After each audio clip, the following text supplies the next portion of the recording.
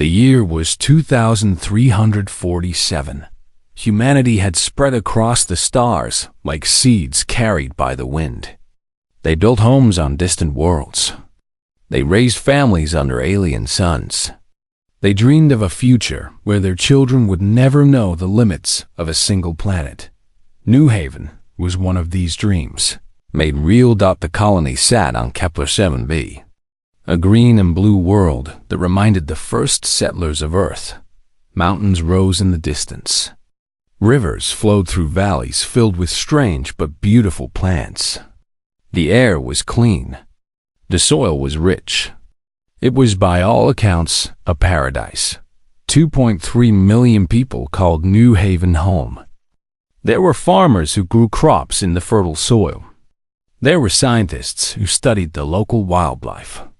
There were teachers who taught children about Earth's history. There were families who ate dinner together and talked about their days. Sergeant Cho Sung worked at the colony's communication center. He was a quiet man in his early 30s with tired eyes and steady hands. His job was simple. He monitored signals from Earth and other colonies. He made sure messages reached their destinations. It was boring work, but he did not mind. He had a small apartment near the center and a routine that brought him peace. That peace ended on a Tuesday morning. The first warning came at 6:47 a.m. local time. Cho Sung was drinking his coffee when his console lit up with alerts. Unknown vessels had entered the system. 200 of them. They were not responding to any communication attempts. He tried hailing them on every frequency. Nothing. The ships moved closer. Their design was unfamiliar. Sharp angles. Dark metal. Weapons that glowed with an angry red light. Cho Sung felt his stomach drop. He had trained for emergencies, but nothing like this. New Haven had no military. They had a small security force meant to handle accidents and occasional disputes. Nothing that could face 200 warships. He sent an emergency message to the colony governor. Within minutes, alarms rang across New Haven. People looked up at the sky with confusion and fear. The Vulcar Empire had come.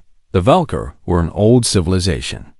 They had ruled their corner of the galaxy for thousands of years. They were tall beings with gray skin and 4 eyes. They saw themselves as the true masters of the stars. Every other species was beneath them. Insects to be ignored or crushed. General Karn commanded the Vulcar fleet. He was a decorated warrior who had conquered dozens of worlds.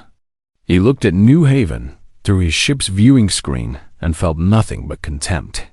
Primitive creatures, he said to his officers.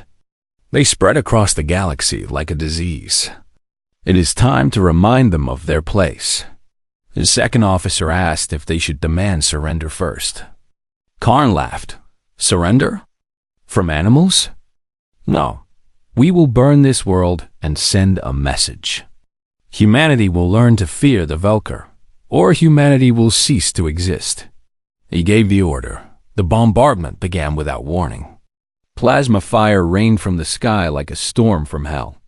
Buildings exploded. Streets melted.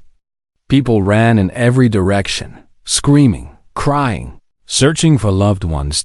Cho Sung watched from the communication center as the world fell apart. Through the window, he could see fire spreading across the city. He could hear explosions in the distance. The ground shook beneath his feet. He had to send a message. Earth had to know what was happening.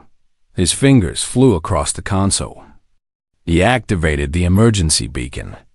He recorded everything his sensors could capture. The attacking ships. The destruction. The death toll climbing by the thousands every minute. A young woman ran into the center. She was crying and holding a small child in her arms. Please, she begged. Is there anywhere safe? Is anyone coming to help us? Cho Sung looked at her. He wanted to lie. He wanted to tell her that rescue ships were on their way. But he could not. There was no help coming. There was no time. Go to the underground shelters, he told her. The old mining tunnels. Go now. She nodded and ran.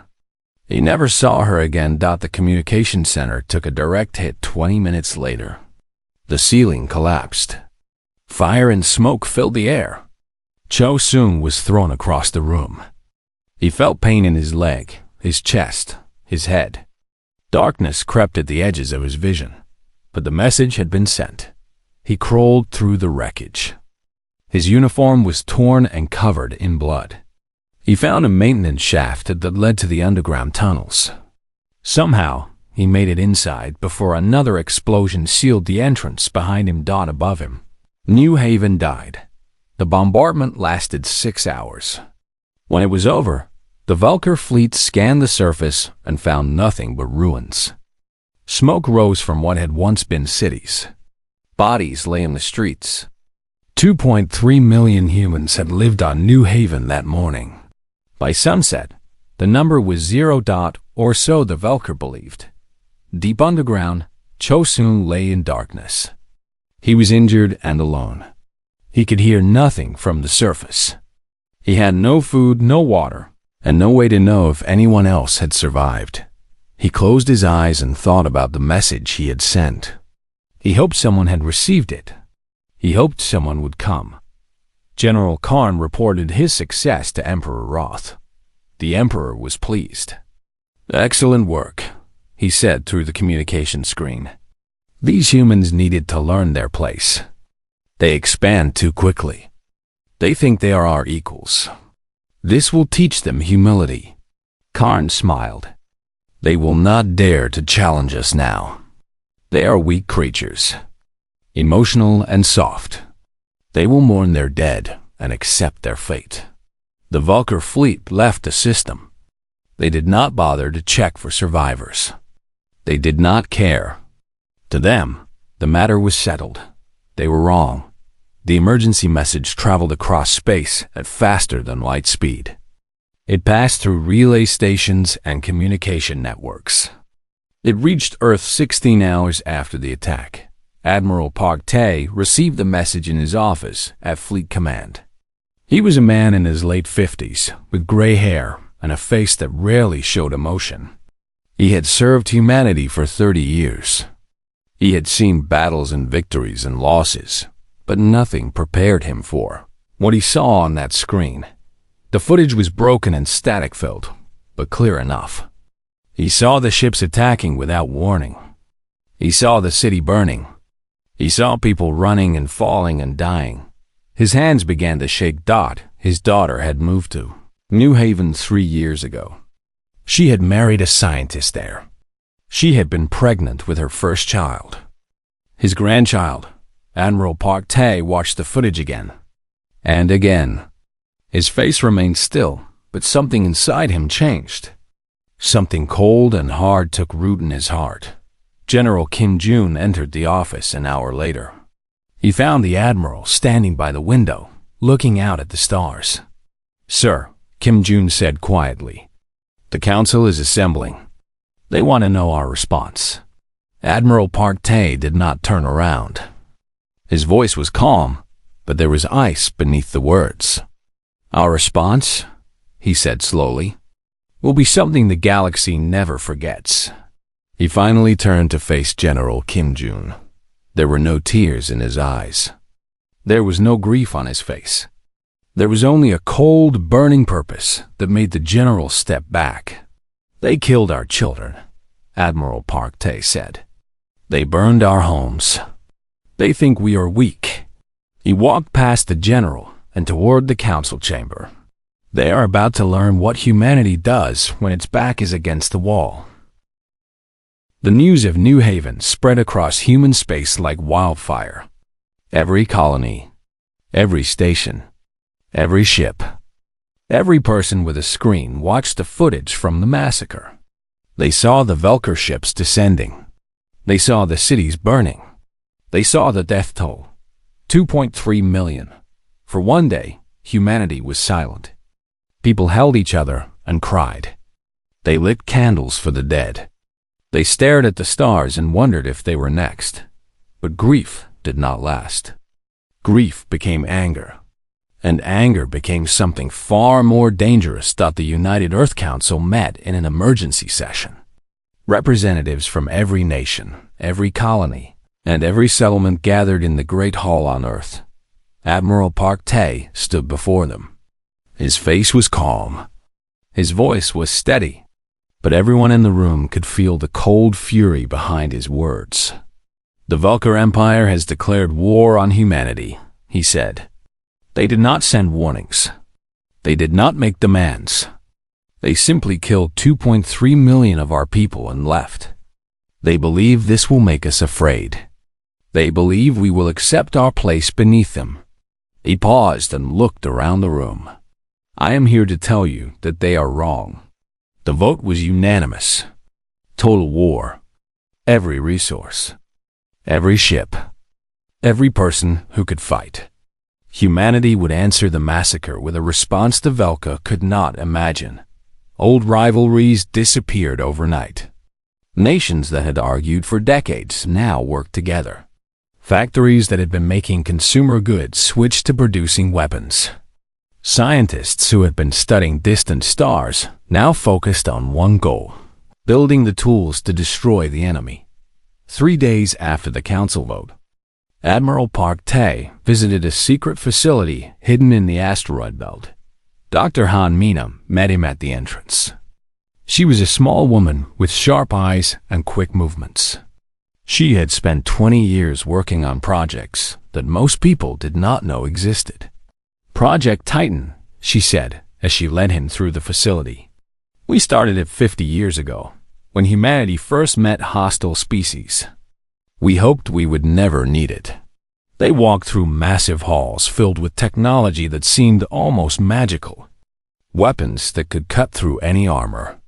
Shields that could stop any attack. Engines that could cross the galaxy in days instead of months. "How soon can this be ready?" Admiral Park Tae asked. Dr. Han Mina smiled, but there was no warmth in it. "We have been preparing for this moment for half a century, Admiral. We just needed a reason to use it."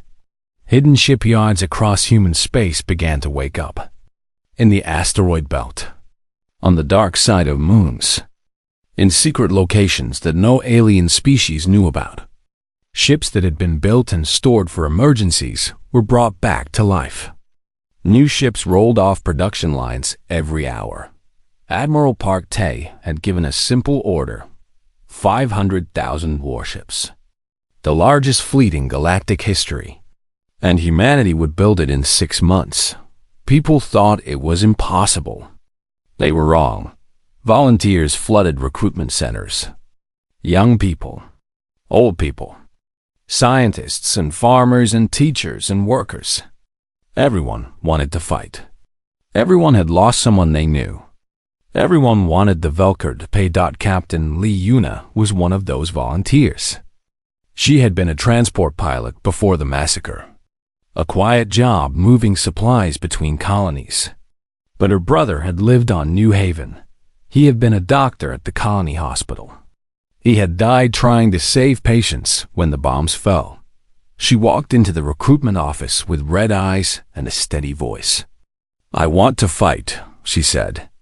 "Give me a ship, and I will make them regret what they did." The officer looked at her record. 20 years of flying experience. Perfect scores in combat simulations. Natural leadership abilities. "Captain," he said, "I think we have something special for you." 3 weeks later, Lee Yuna stood on the bridge of the biggest warship humanity had ever built. It was called the Wrath of Terra. It was over 3 kilometers long. It carried weapons that could destroy cities with a single shot. It was the flagship of Earth's new fleet. She assembled her crew with one rule. Everyone had lost someone at New Haven. They were not just soldiers. They were survivors. They were the ones who would carry humanity's anger to the enemy. Lieutenant Beak Hanna led the intelligence division. She spent her days intercepting Velker communications.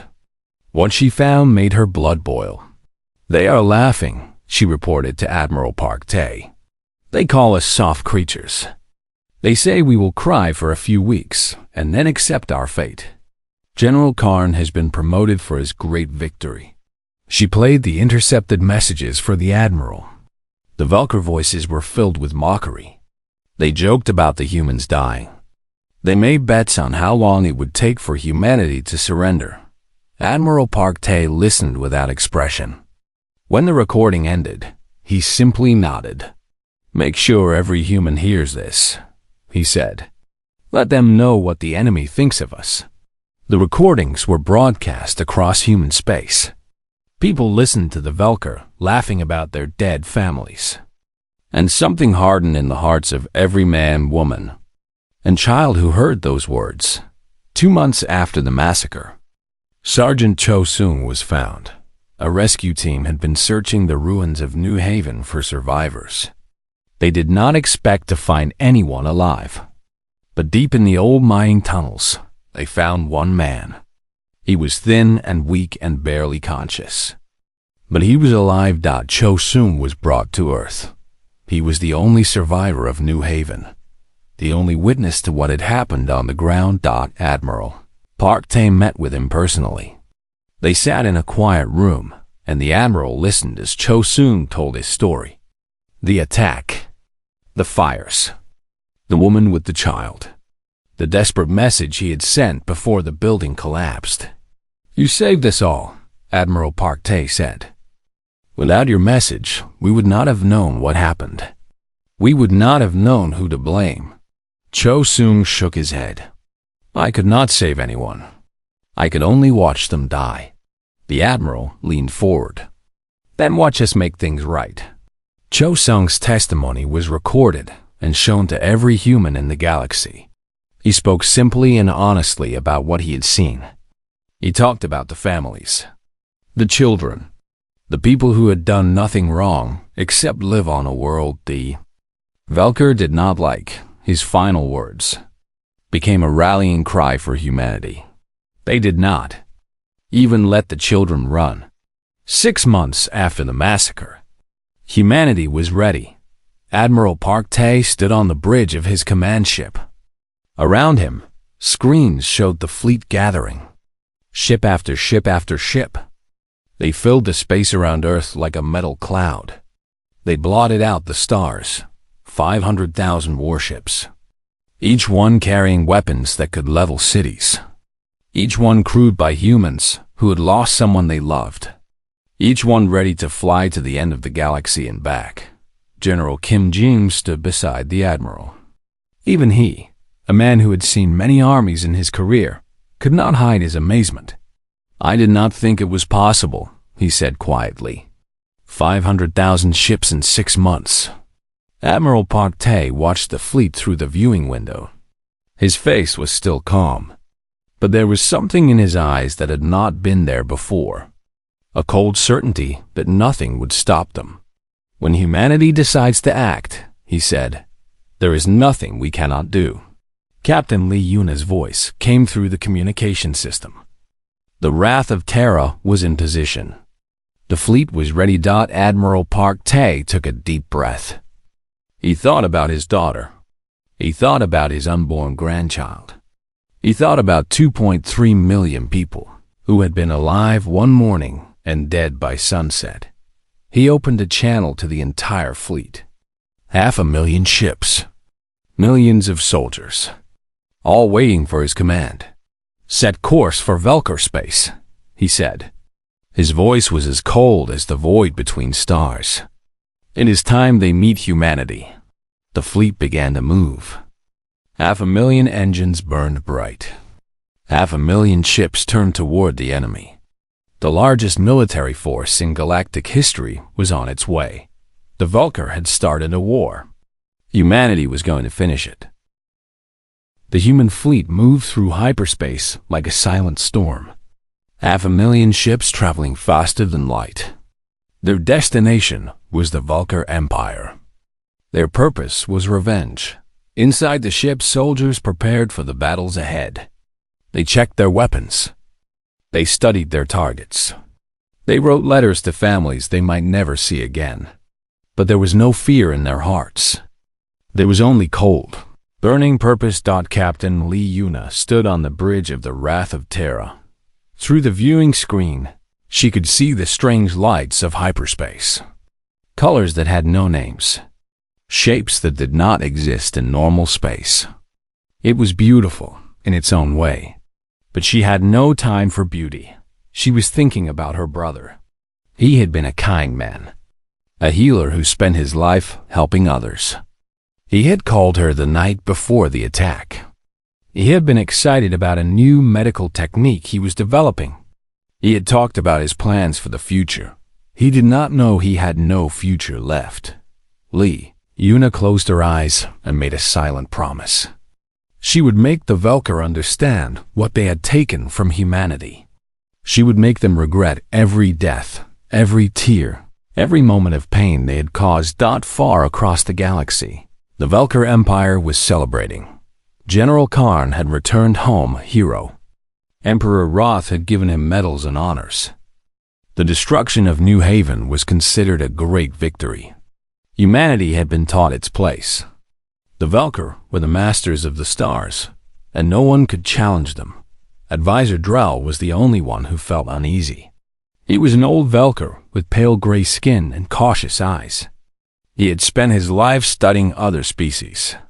He knew that fear did not always make enemies weak. Sometimes fear made them dangerous. "My Emperor," he said during a council meeting, "perhaps we should prepare our defenses. The humans may respond to the attack." Emperor Roth laughed. "Respond? With what? They have no real military. They are farmers and scientists and traders.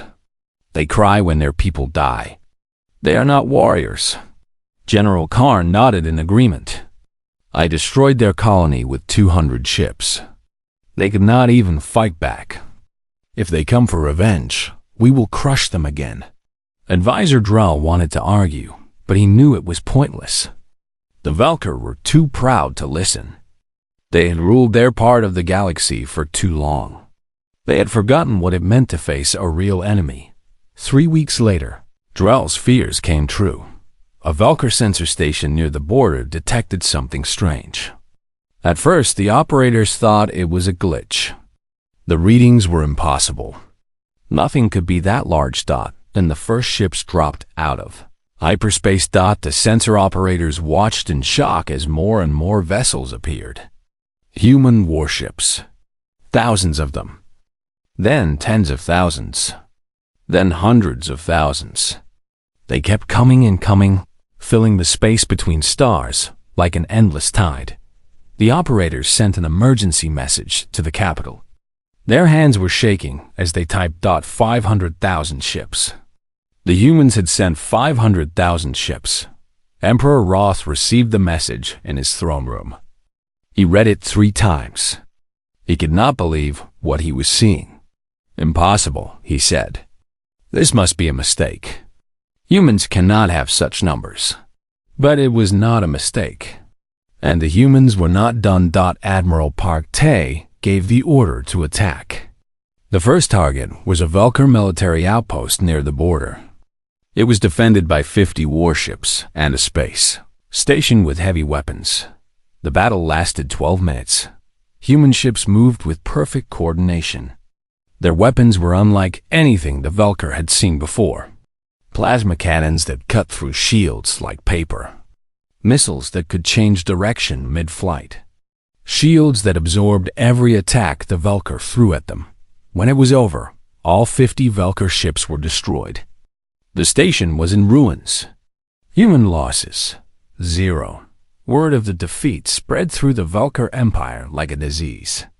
People who had been celebrating now began to worry. Military commanders who had been confident now began to panic. General Karn still refused to believe it. "One battle means nothing," he told Emperor Roth. "The humans got lucky. When they face our full strength, they will fall." But the humans did not stop. They moved deeper into Velker space, destroying every military target they found. Outposts, patrol fleets, supply stations. Nothing could stand against them. Captain Lee Yuna led the vanguard. Her ship, The wrath of Terra was always at the front of every attack. She had become a legend among both humans and Velker. The humans called her a hero. The Velker called her a demon. During one battle, a Velker commander tried to surrender. He offered to give up his ships and his crews in exchange for mercy. Liuna accepted the surrender. She took the Velker soldiers prisoner, treated them fairly, and sent them to a secure location. When her officers asked why she showed mercy, she had a simple answer. "We are not them," she said. "We do not murder helpless people. We are here for justice, not genocide." This became the rule for the entire fleet. Human soldiers attacked military targets with overwhelming force, but they did not harm civilians. They did not bomb cities. They did not kill those who could not fight back. Admiral Park Tae made sure everyone understood why. "The Vulker killed our children," he told his commanders. "They destroyed innocent people for no reason except pride and hate. We will not become like them. We will win this war without losing our humanity." The approach was noticed by other species in the galaxy. The Galactic Council, an assembly of dozens of alien civilizations, watched the war with growing interest. They had expected humanity to be a footnote in history. Instead, they were watching a new power rise. Emperor Roth finally understood the danger. He ordered every Velker warship to return to the homeworld. 12,000 vessels. The entire military might of the Velker Empire. They would make their stand at Velker Prime. General Karn was given command of the defense. He was still confident, but there was fear behind his eyes now. He had seen the reports. He knew what the human fleet could do. "We have the advantage of home territory," he told his officers. "We know every asteroid, every moon, every weakness in their approach. When they come, we will be ready." The Vulker fleet formed a massive defensive line around their homeworld. 12,000 ships arranged in perfect formation. Behind them, orbital platforms bristled with weapons. The planet below was covered with cities filled with billions of Velker civilians. General Karn looked at his defenses and felt a small measure of hope. It was the largest force the Velker had ever assembled. Surely it would be enough. Then the human fleet arrived. They came out of hyperspace in waves. First 1,000 ships, then 10,000, then 50,000, then 100,000. They kept coming and coming, an endless flood of metal and fire. The Velker soldiers watched in horror. Their sensors could not even count all the enemy vessels. The numbers were too high. The readings kept climbing higher and higher until they seemed meaningless. 500,000 ships. The humans had brought 500,000 ships to the battle. General Karn stood on the bridge of his flagship. His 4 eyes stared at the viewing screen. His gray hands gripped the railing. For the first time in his long career, he felt true fear. "What have we awakened?" he whispered. Admiral Park Tae's voice echoed across every Velker frequency. It was calm. It was cold. It carried the weight of 2.3 million dead.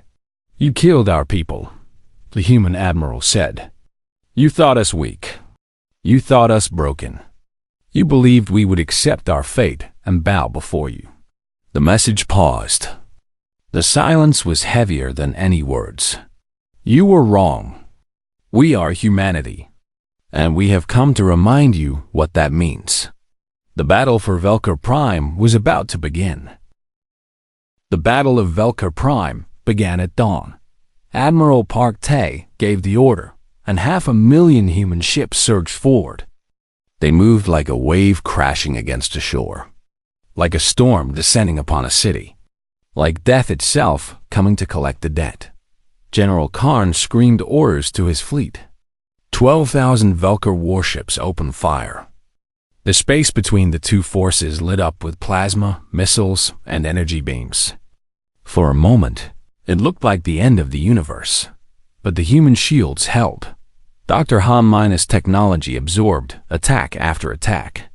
The Valkyr weapons, which had destroyed countless enemies over thousands of years, did almost nothing.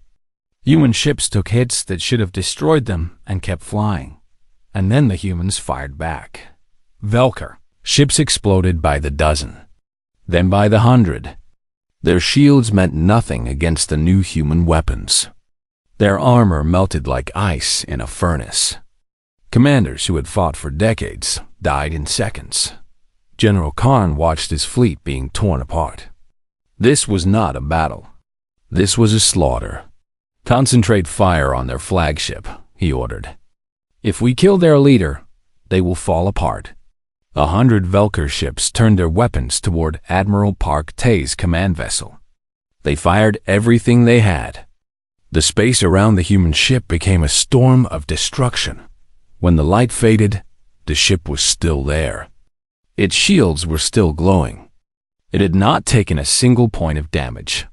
Admiral Park Tae did not even flinch. He simply said, "Captain Lee Yuna, take care of them." The Wrath of Terra moved forward. Captain Lee Yuna had been waiting for this moment. The flagship of humanity's fleet against the ships that had tried to kill their Admiral. It was not a fair fight. The Wrath of Terra carried weapons that could crack moons. Its engines were faster than anything the Valkyr had ever built. Lee Yuna flew through the enemy formation like a shark through a school of fish. Every shot found its target. Every maneuver was perfect. Within 30 minutes, all 100 Valkyr ships were destroyed or disabled. Lee Yuna did not celebrate. She simply moved to the next target. General Karn realized he was losing. His fleet was down to 8,000 ships. Then 6,000. Then 4,000. The humans surrounded them from every direction. There was no escape, but Karn refused to surrender. He was the general who had destroyed New Haven.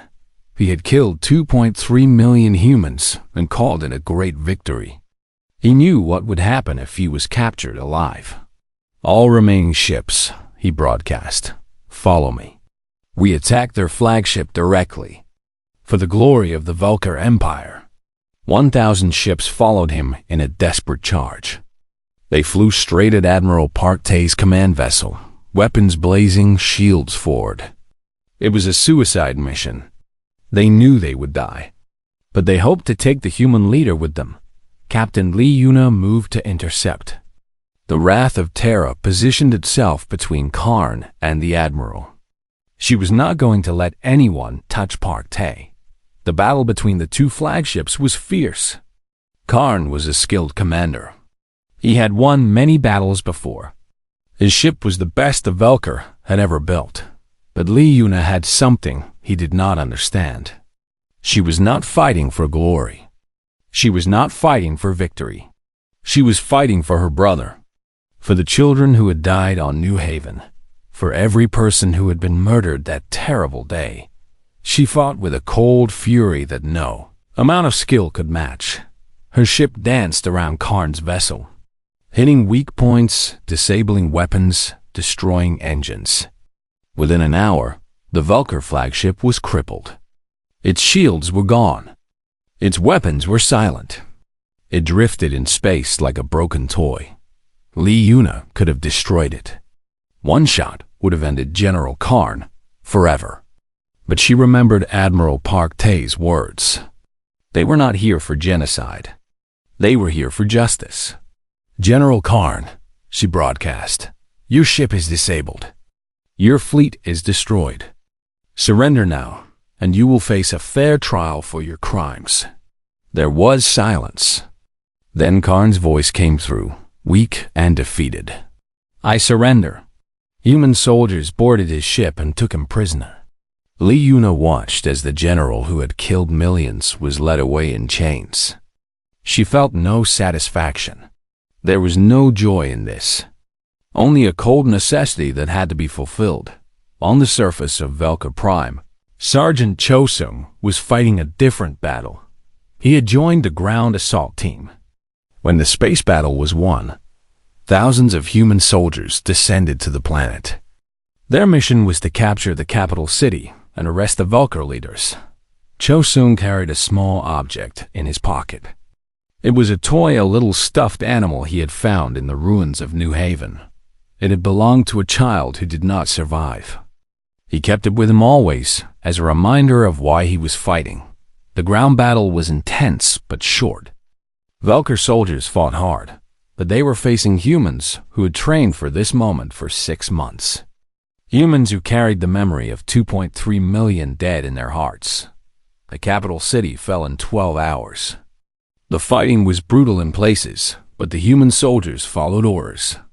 They did not harm civilians. They did not destroy homes.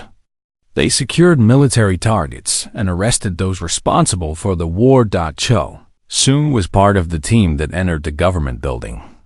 They found Velker officials hiding in their offices. Some begged for mercy. Some tried to fight. Some simply sat and waited for the end. None of them looked like monsters. They were just gray-skinned beings with 4 eyes and frightened faces. Cho-sung felt nothing when he looked at them. No rage, no satisfaction. Just a cold emptiness. This was what revenge looked like. And it felt like nothing at all. Emperor Roth tried to escape. He had a private ship hidden beneath the palace. When the human soldiers entered the building, he ran. Lieutenant Bikana's intelligence team had predicted this. They were waiting. The Emperor's ship barely lifted off before human vessels surrounded it. Bikana's voice came through his communication system, calm and professional. Emperor Roth, you are under arrest for crimes against humanity. Surrender now, or your ship will be disabled. You have 10 seconds. Roth looked at the human ships around him. There were dozens of them. He had no weapons, no escort, no hope. He surrendered. The Emperor of the Velker was brought before Admiral Park Tae in chains. The same chains that had once been used on prisoners in Velker mines. There was a certain poetry to that. Park Tae looked at the being who had ordered the death of his daughter. Roth was tall, even for a Velker. His gray skin was now pale with fear. His 4 eyes could not meet the human's gaze. You wanted to show the galaxy that humans could be crushed, Admiral Park Tae said. His voice was quiet, almost gentle. You wanted to make an example of us, to prove that the Velker were the masters of the stars. He stepped closer. Roth flinched. Instead, Park Tae continued, you showed them what happens when you give us a reason to fight. You showed them what humanity becomes when someone threatens our families. Roth finally found his voice. It was thin and weak. What will you do with us? Will you destroy our cities? Kill our people as we killed yours? Admiral Park Tae shook his head. No, we are not you. We did not come here for genocide. We came for justice. He turned to walk away, then paused. Your military is destroyed. Your empire is over. Those who ordered the massacre will face trial for their crimes. But your people will live. Your cities will stand. Your children will grow up and have futures. He looked back at the Emperor. That is the difference between us. You murdered the innocent because you could. We spare the innocent because it is right. Remember then, when the history of this day is written. The battle was over. The Velker Empire had fallen. In less than 48 hours, humanity had defeated the most aggressive military power in the known galaxy. Captain Lee Yuna stood on the bridge of the Wrath of Terra, looking down at the conquered planet. She thought about her brother. She thought about the people of New Haven. We did it, her first officer said quietly. We won. Lee Yuna nodded, but there was no smile on her face. Yes, she said, but winning does not bring them back. The cost of war. The price of justice. No victory could ever be enough to heal what had been lost, but at least the ones responsible would answer for what they had done.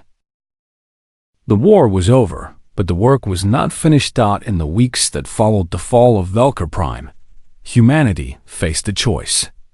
They could destroy the Velker completely.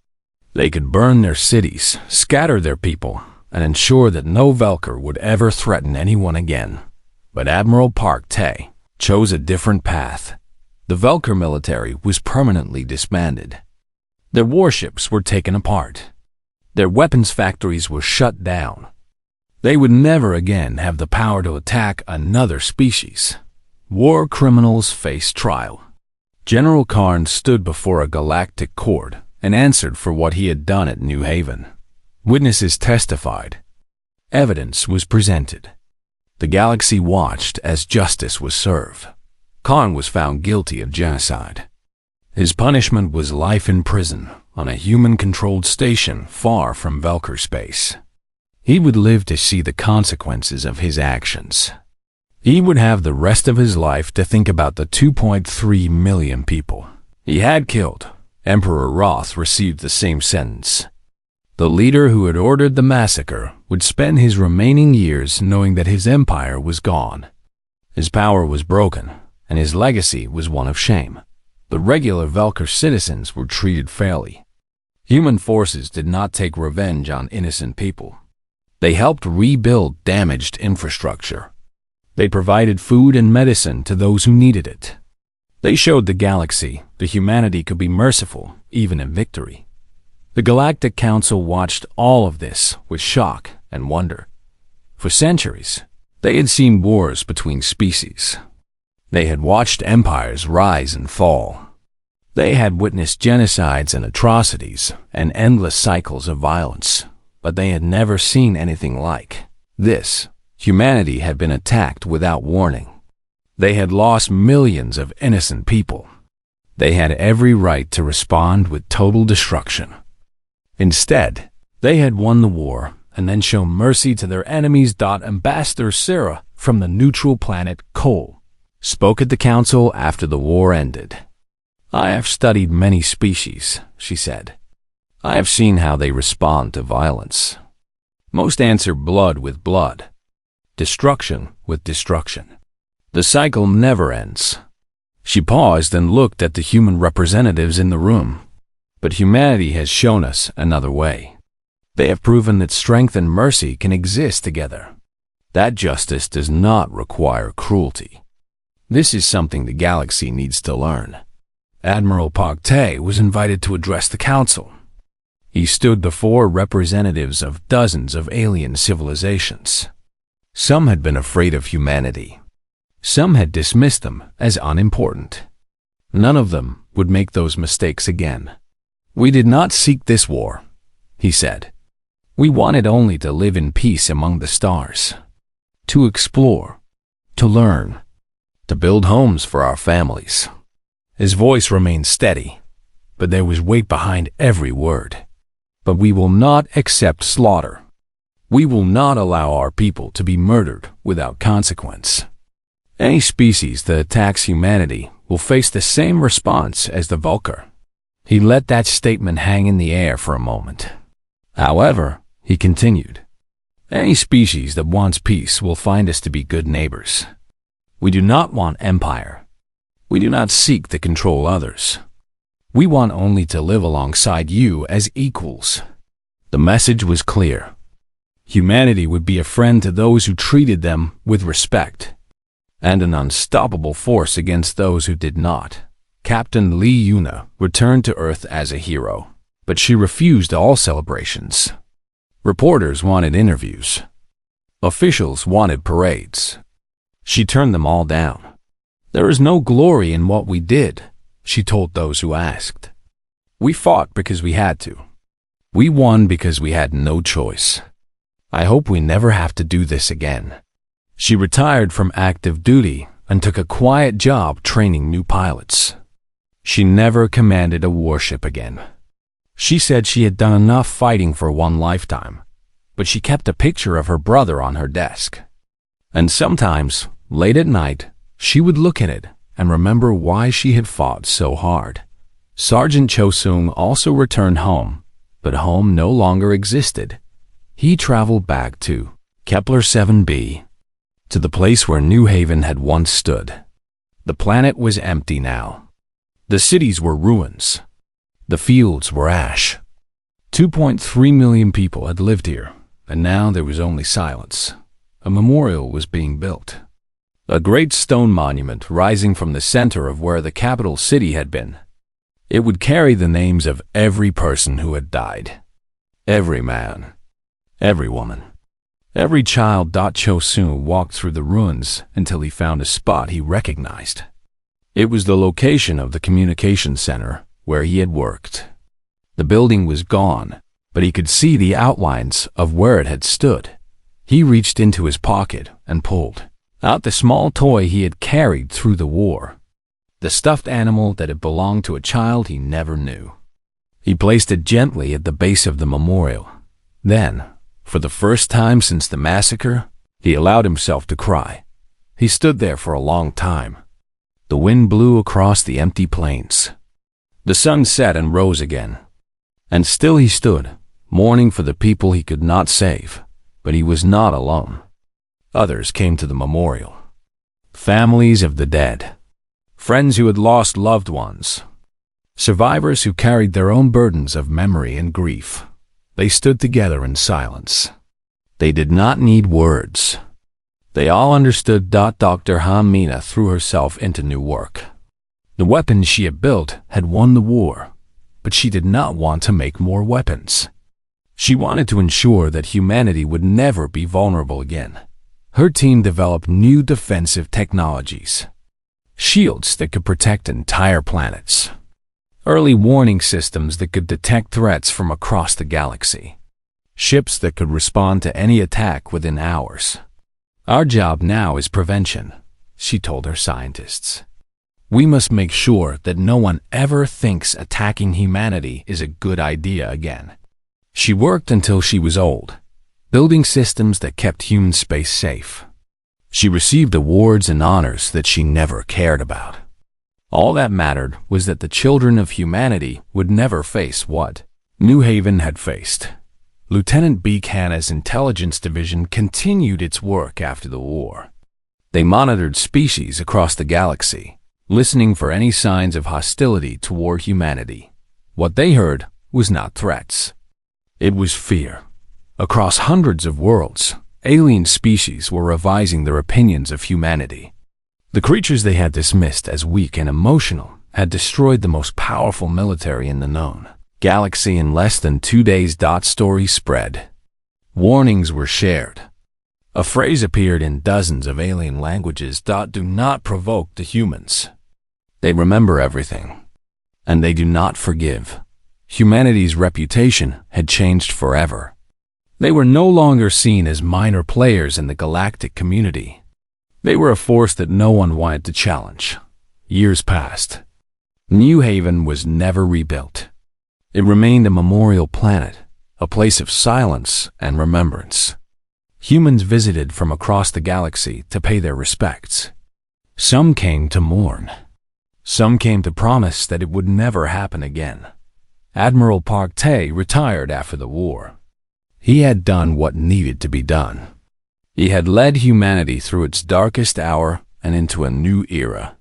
But the cost had been personal, and he carried that weight for the rest of his life. On the anniversary of the massacre, he visited New Haven. He walked to a small marker that bore his daughter's name. Next to it was another marker for her husband, and a third for the grandchild he had never met. He placed flowers on the stones and sat down in the quiet afternoon light. We did not want to become warriors, he said softly, speaking to ghosts who could not answer. We wanted to be explorers, dreamers, builders of a better future. The wind stirred the grass that had begun to grow again on the wounded planet. But when they came for our families, he continued, we became something else entirely. We became protectors, avengers, a force that the galaxy will never forget. He looked up at the stars that were beginning to appear in the darkening sky. Somewhere out there, human ships patrolled the borders. Human colonies thrived on distant worlds. Human children grew up in peace because their parents had fought to make it so. The galaxy knows now, Admiral Park Tae said. Humanity protects its own, always. He sat by his daughter's grave, until the stars filled the sky. Then he stood, straightened his old uniform, and walked back toward his ship. The universe was vast and full of dangers. There would always be threats. There would always be those who saw peace as weakness and mercy as foolishness. But humanity was ready. They had proven themselves in the fire of war and the coldness of space. They had shown that they could be kind and terrible, merciful and unstoppable. No one would forget the lesson of New Haven. No one would forget what happened when 500,000 battleships arrived with Earth's revenge, and no one would ever make the mistake of thinking humans were weak again.